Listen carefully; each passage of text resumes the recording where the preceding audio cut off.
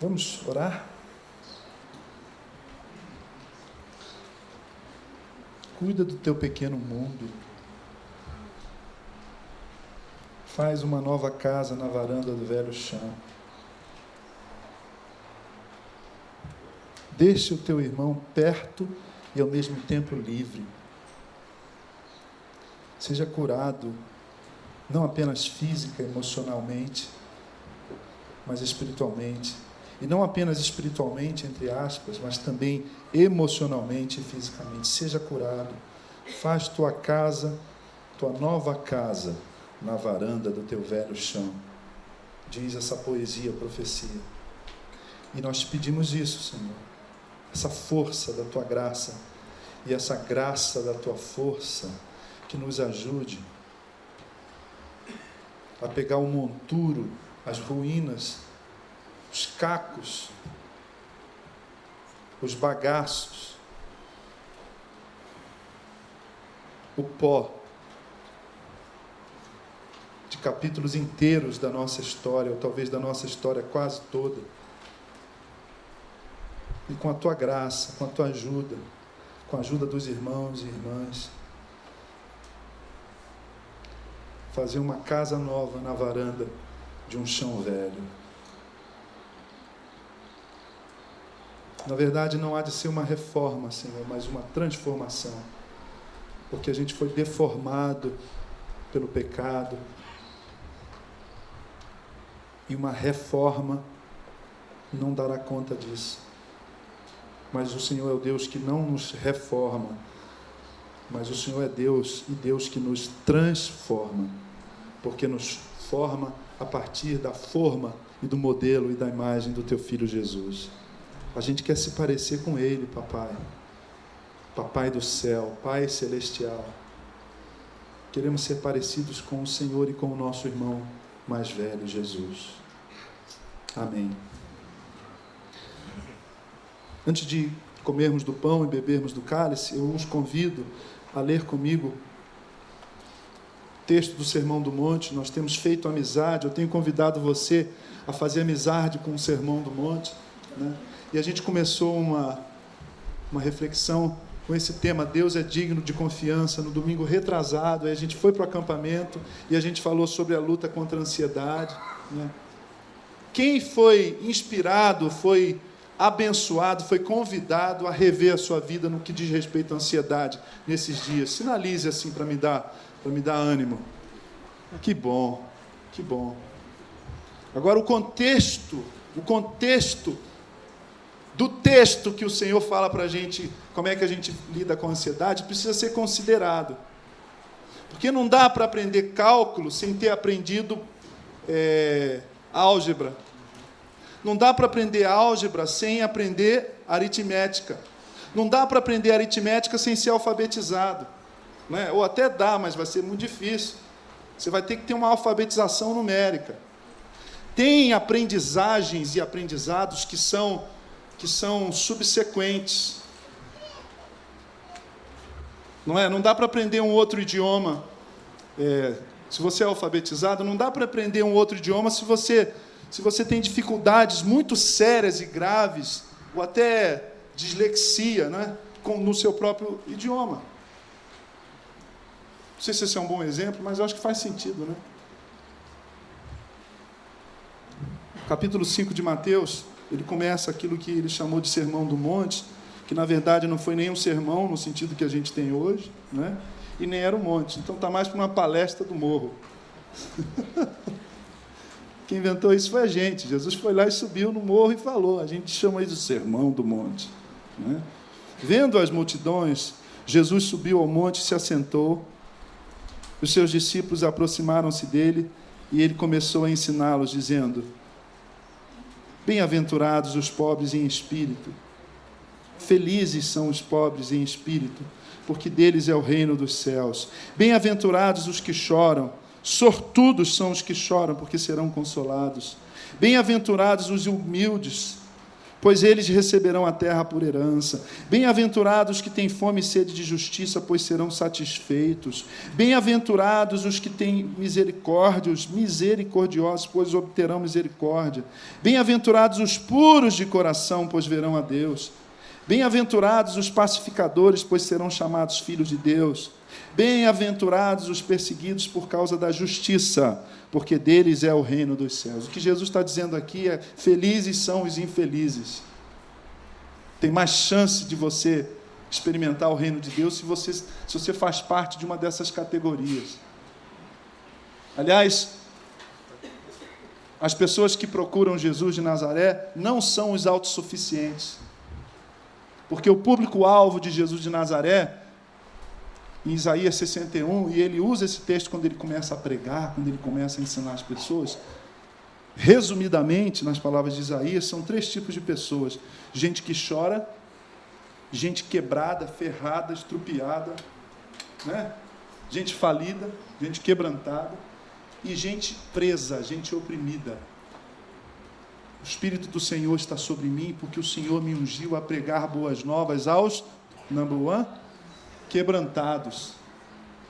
O que é um quebrantado? Aquela pessoa que... não quero nem falar nisso que eu choro. O que é alguém que chora? É um quebrantado crônico. De vez em quando chora, não. De vez em quando para de chorar. Por uma perda, por um trauma, né? Por uma visão de si muito ruim. Não se encontrou, não entendeu que a sua identidade deriva do relacionamento que tem com Deus e não do que as pessoas falam para ela.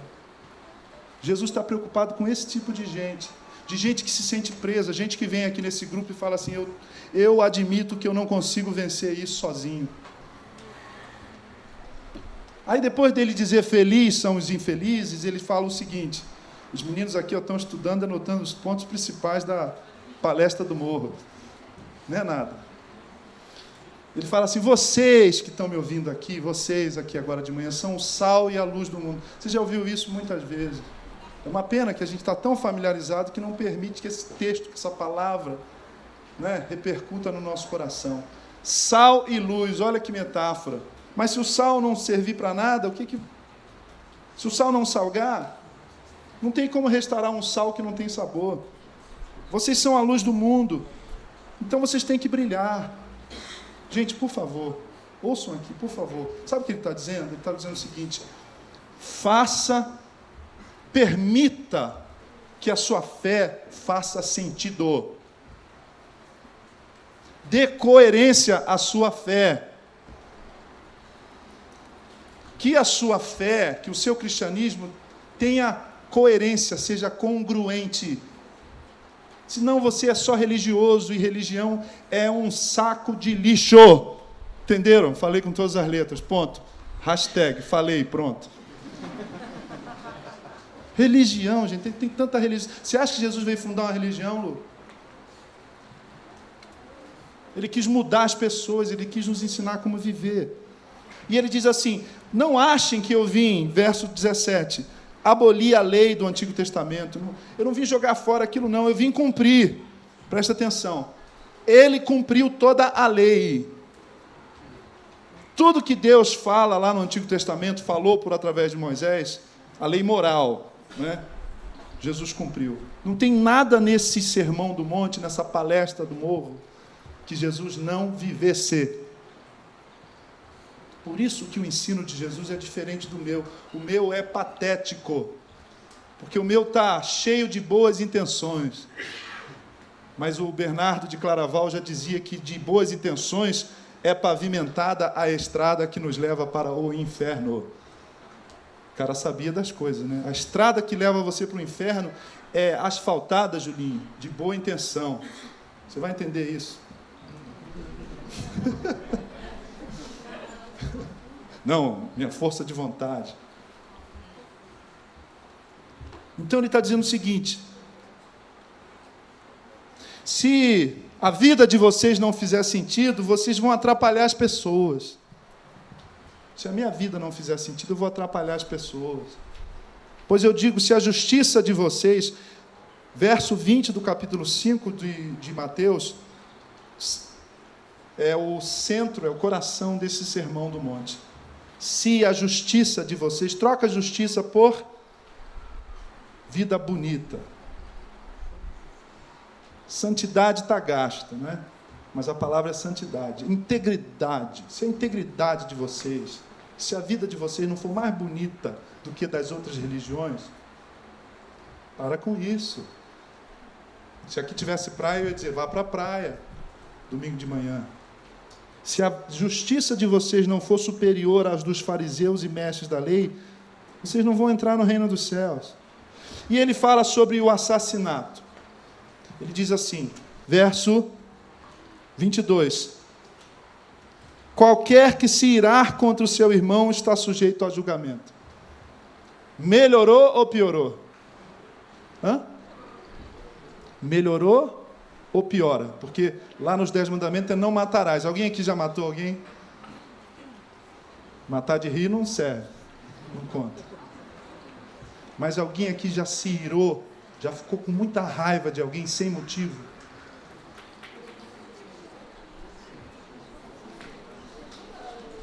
Depois ele diz aqui, ó. Qualquer que disser que o seu irmão é um idiota, verso 22, ou qualquer que falar assim, você é um louco.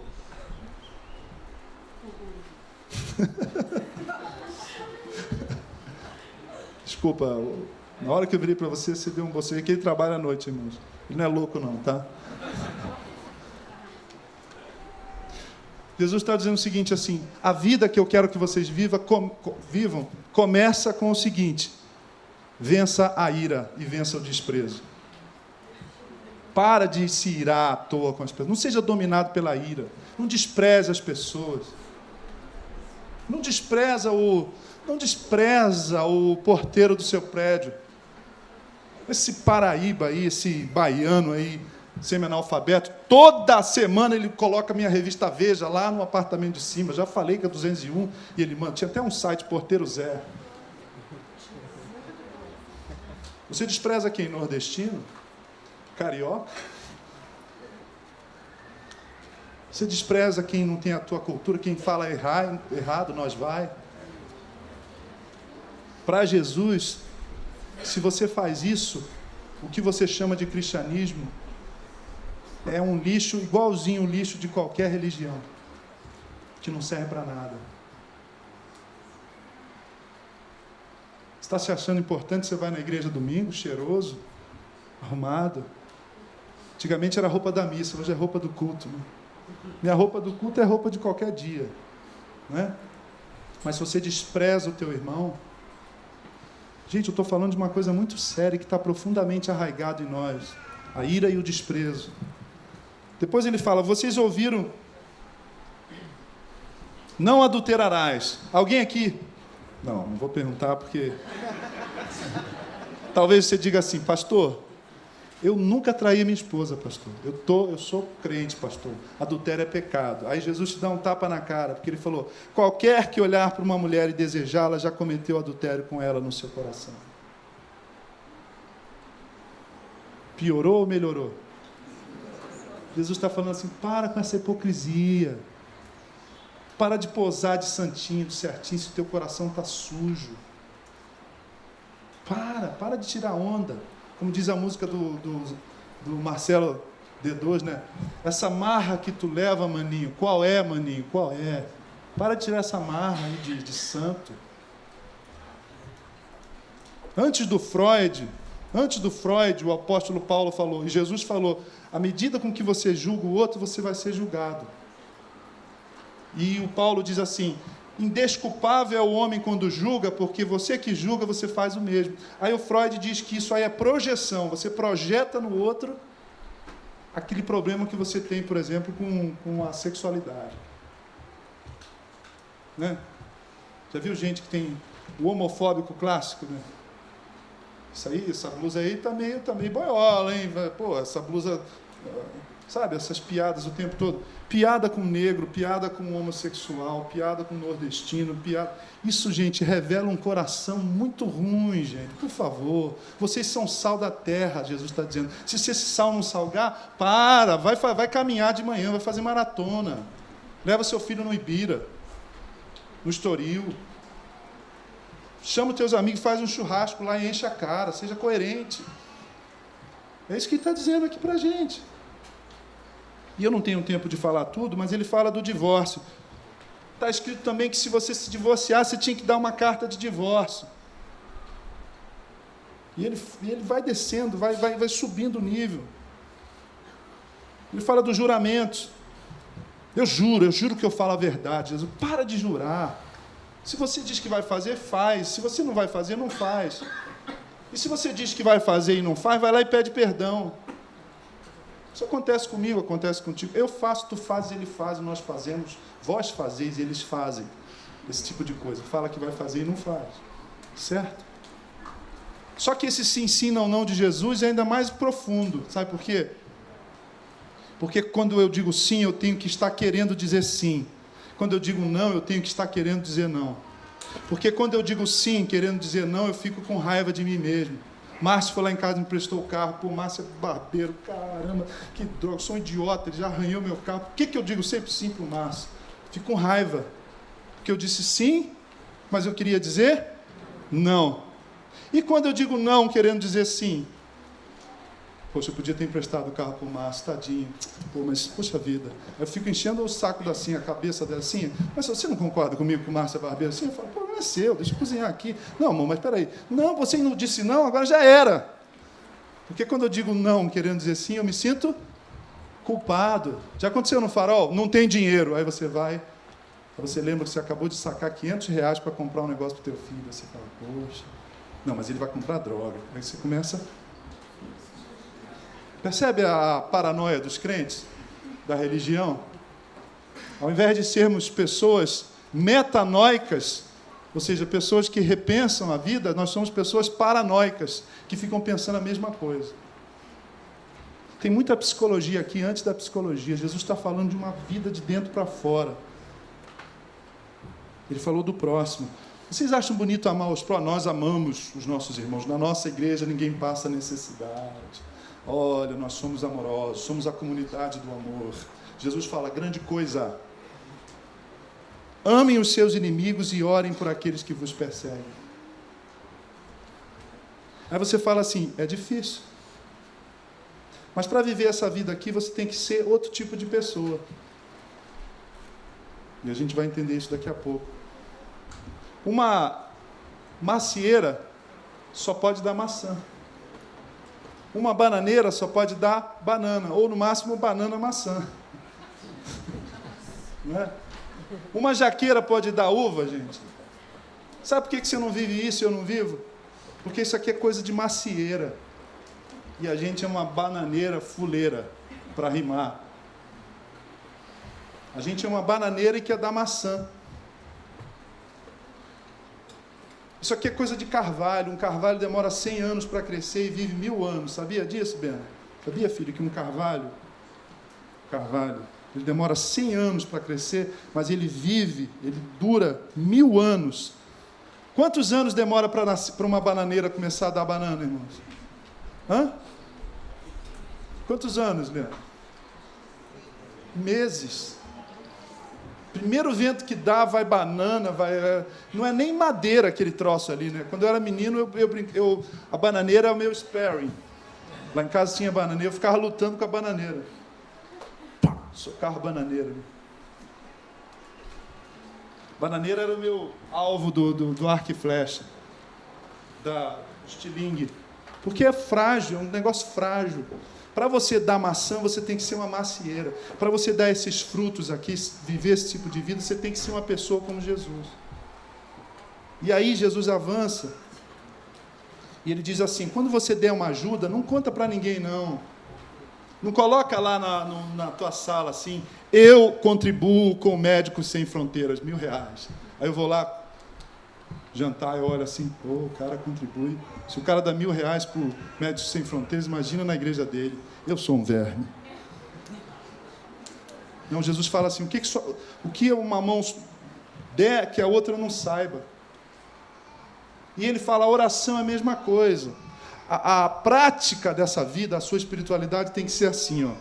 Quando vocês orarem, não sejam como os hipócritas, eles gostam de ficar orando em pé nas sinagogas e nas esquinas, a fim de serem vistos pelos outros. Eu asseguro que eles já receberam a sua plena recompensa. Se o que você quer é ser aplaudido pela sua vida cristã, pela nossa vida, é só orar em público, amantíssimo Deus e Pai. Aí faz a teologia do Antigo Testamento, tu, Senhor, que estavas lá no Êxodo. Aí o Bernardo e o Gustavo e falam assim, isso vai demorar. Né? Aí em casa vai orar, chamando o gato. Mas você, quando orar, vai para o teu quarto, fecha a porta e ore. Olha quantas vezes Jesus vai falar do Pai aqui. Ore ao seu Pai que está em secreto, então seu Pai que te vê em secreto recompensará. E quando orarem, não fiquem repetindo a mesma coisa.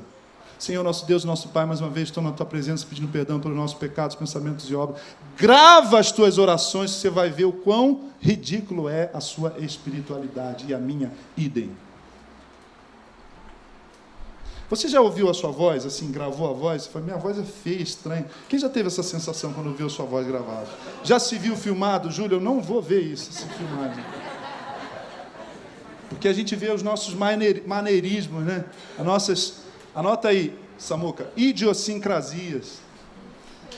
Nossos hábitos, nosso gestual. Eu, quando fico tenso, estou piscando. Se eu estiver piscando assim, igual a câmera fotográfica, é porque... Já notei isso. Estou melhorando. Quando a Cinha fica falando de mim, porque ela está tensa.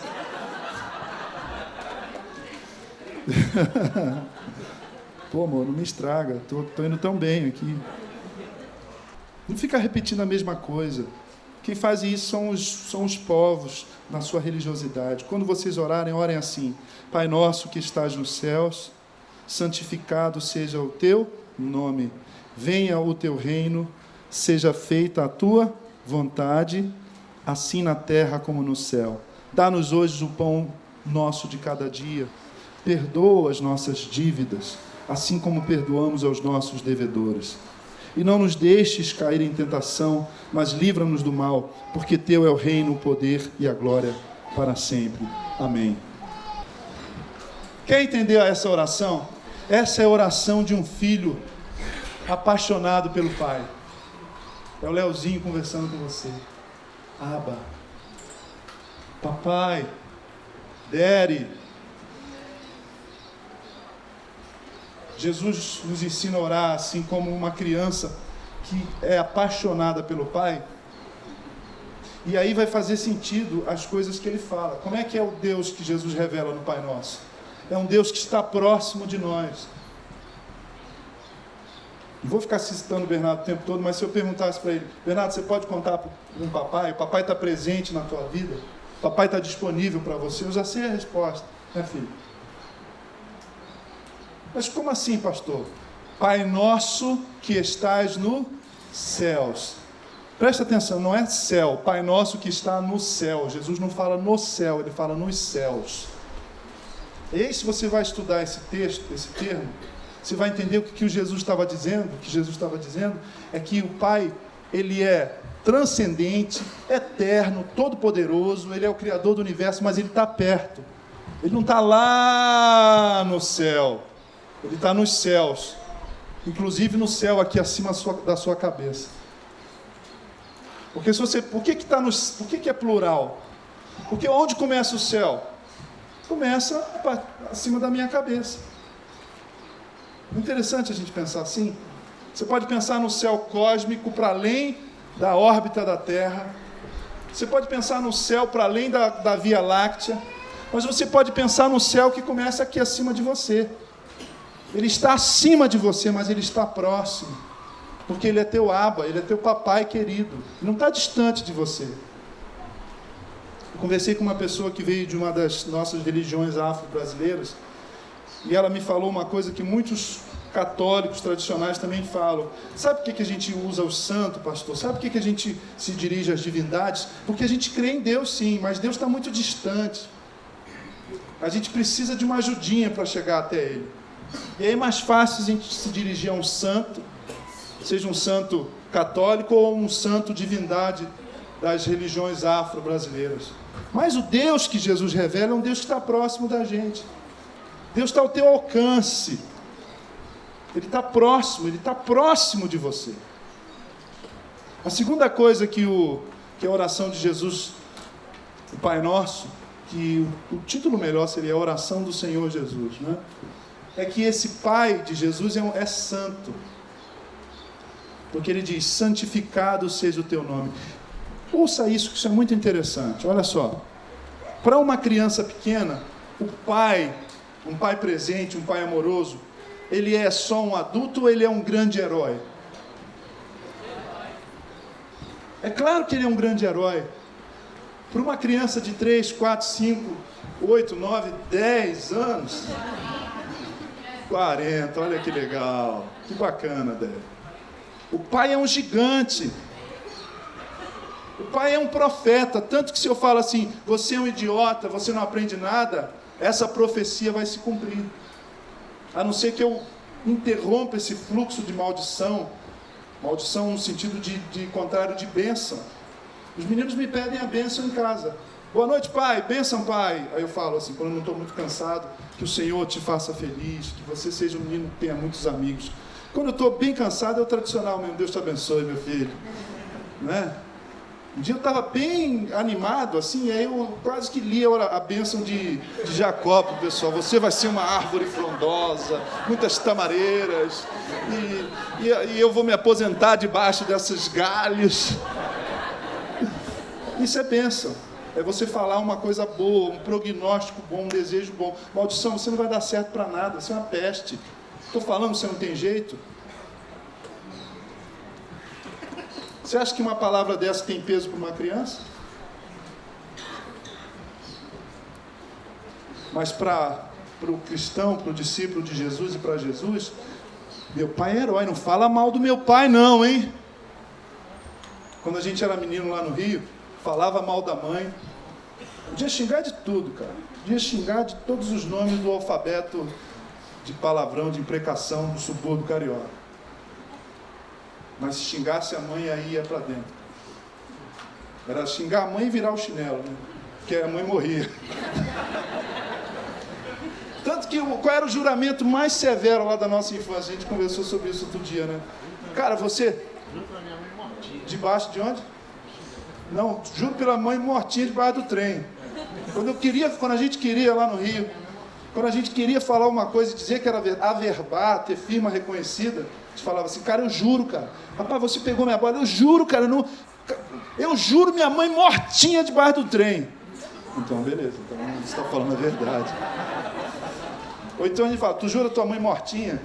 O cara fala, não juro, então me dá minha bola aí, seu ladrão. Porque pra gente o pai e a mãe, quem vai falar mal do meu pai? Quem vai falar mal da minha mãe? Uma vez numa roda assim, de crianças, começaram a falar lá sobre sexo, não sei o quê. Aí começaram a falar umas coisas feias. Eu falei, meu pai e minha mãe não fazem isso. Eles começaram a rir de mim. Eu falei, não, meu pai e minha mãe não fazem nada disso. Nunca fizeram nada disso, vocês estão falando aí.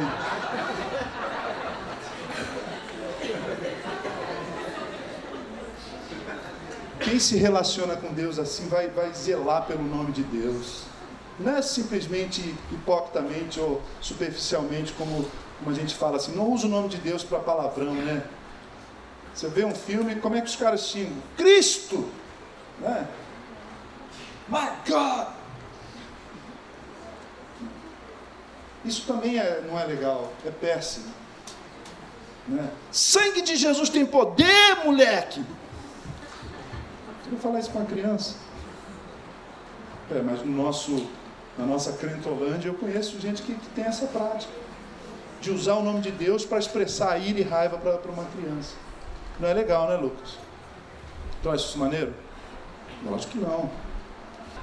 Meu pai, aos 12 anos, já contei para você, deixou a casa do meu avô no interior do Rio de Janeiro, Casimiro de Abreu, e foi morar numa pensão na Rua do Passeio. O primeiro salário dele ele mandou inteirinho para o meu avô. 12 anos de idade. Meu pai é um herói. Ele me liga até hoje e fala: filho, está tudo bem, está precisando de dinheiro, aposentado, não ganha nem 3 salários mínimos. Você sabe que você pode contar comigo. E de vez em quando ele já me socorreu. Ele está presente.